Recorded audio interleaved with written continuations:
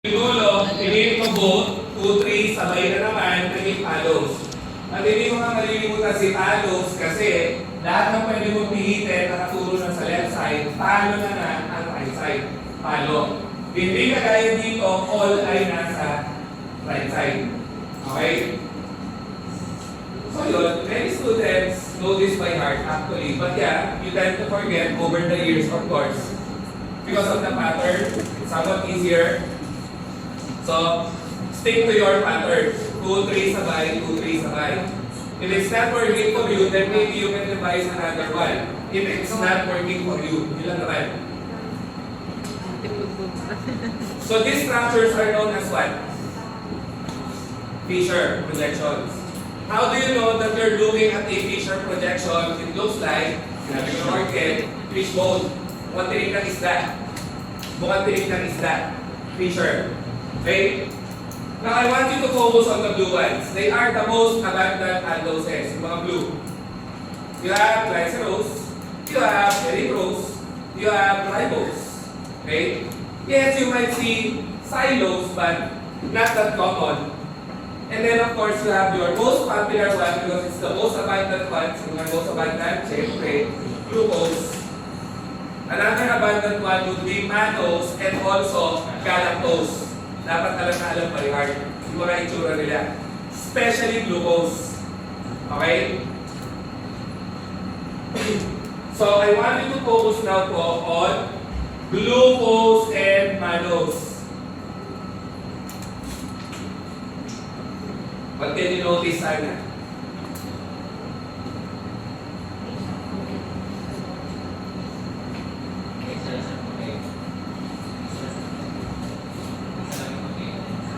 Ano nga? Asan? Sige, very good. Isa lang ba yung carbon na nagkaiba? Very good. Sabi sa iyo, buksan lang yung mati eh. And what carbon is that?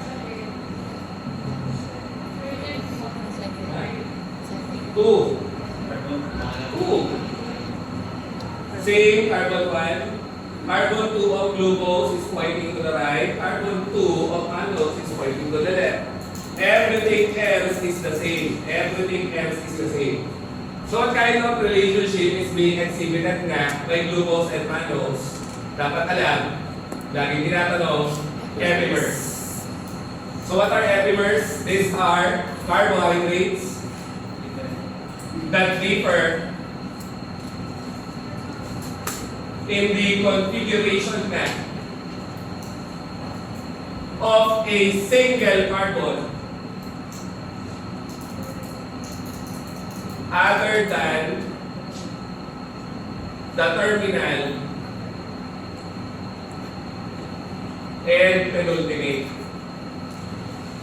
Alala, sinasabi sa Tagalog, nagkatalo sa isang carbon nga lang, na kung saan yung isang carbon na yon, wala sa dulo, wala sa second to the last. Tama naman. Where are they differing in terms of the configuration? It's carbon 2. And carbon 2 is not the terminal nor the second to the last. Diba? Yun lang ang sinasabi. So, it's frequently asked na, glucose versus mannose are epimers at what carbon?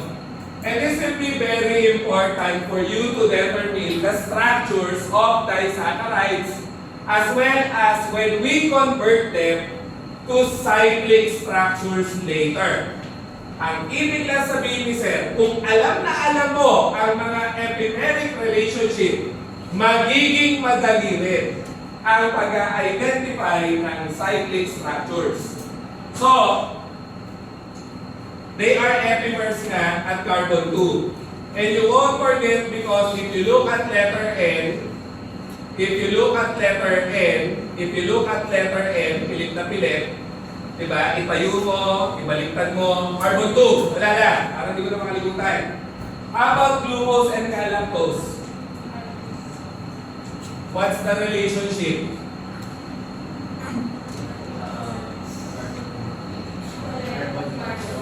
Sige, iba naduduling. Lari, bilang ako paano. Glucose versus galactose, what's the difference? Ha? Carbon. Tama. Carbon 2 same. For those who fail to notice, carbon 3 is the same. But carbon 4 of galactose is pointing to the left. Carbon 4, OH of glucose is pointing to the right. Therefore, they are epimers pa rin. Tama? How do you define epimers? Nagkakalo sa isang carbon lang. Na wala sa dulo, wala sa second to the last. Saan nga sila nagkakalo? Wala nga sa dulo. Wala rin sa second to the last. Kasi it's carbon 4.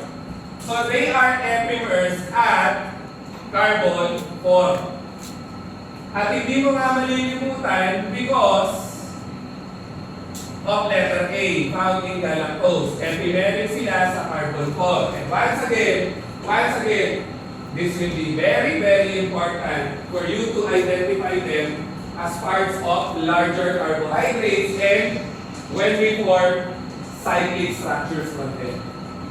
Okay?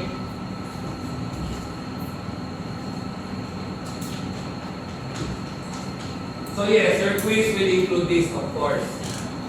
Hindi module man lang. Lahat ng na-discuss.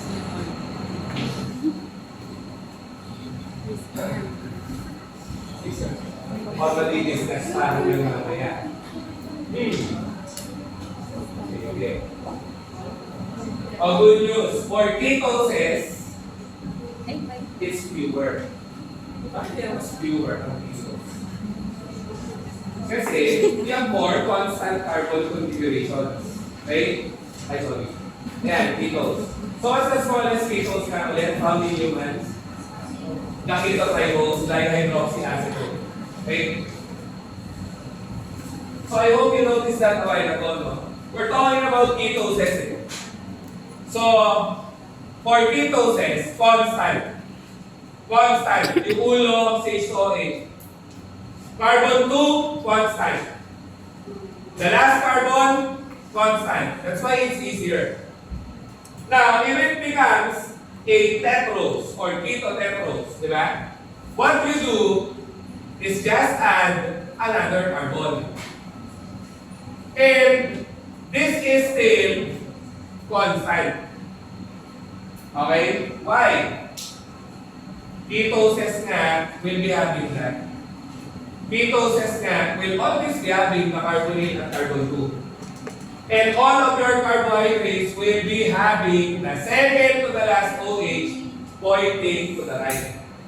So, in Tagalog translation, kaya mas konti ang ketoses ko, mas konti ang pwede mong galawin dahil ang good news, mas maraming constant. Okay? So, this is your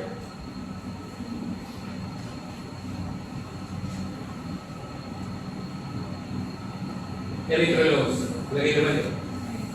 And you will notice that for ketoses, most of the time you add UN. So ribose becomes ribulose, xylose becomes cellulose, and so on and so forth. Okay? If I turn this towards this direction, what's the name? Is it still erythrulose?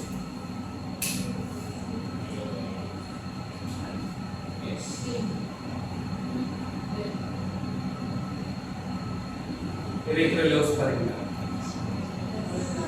Oo, di ba? Ano nga sinabi ko kanina? Yung pihit-pihit, applicable lang saan? Sa chiral carbon. Chiral ba ito? Hindi. It's not chiral. That's why regardless of it pointing to the right, pointing to the left, it's still erythrulose. And this is why you don't see treonulose. Walang treonulose. Kasi even if you point it to the left, it's still erythrulose. It still has the same property. Property won't change because it's not chiral. Okay? The property changes only, and I mean only, if it's a chiral carbon. Just like in erythrose treose kanina. So, again, that's still erythrulose. So, let's write the pentoses. Ayan na. We'll go away with copying. Again, for pentoses na, it is expected for them to have 5 carbons. 1, 2, 3, 4, 5. Constant, constant, constant, constant. O diba? Kaya nga mas madali eh. You now have 4 carbons that are constant. So you can only look at 1 carbon na lang. So if you're seeing this all at the right side pa rin, it's ribulose. So if we turn this to the left, what's the name? Discuss lang ha. Pag pinihin ko siya pakaliwa, si carbonyl, it's still ribulose. Hindi nga chiral yung carbonyl eh. Di ba? Kaya walang arabinulose. Walang arabinulose.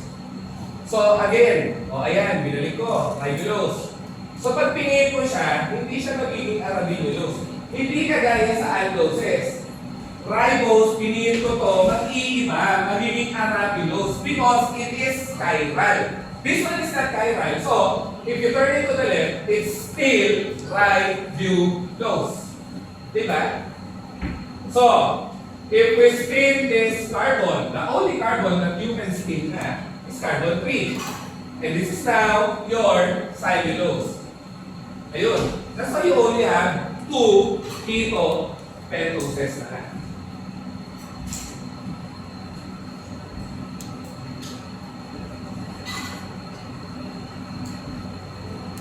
And last but not the least, you have your keto hexoses. Keto hexoses. So as expected, ilang carbon? 1, 2, 3, 4, 5, 6. Again, ito na naman tayo. Constant, constant, constant. Constant pa rin. 4 ang constant. So, the only thing you will be looking at would be carbon 3, carbon 4. So if you did 2, 3 sabay for aldoses, what do you do kaya for ketoses? You can do 2, 3. Because if you spin 2, it's useless.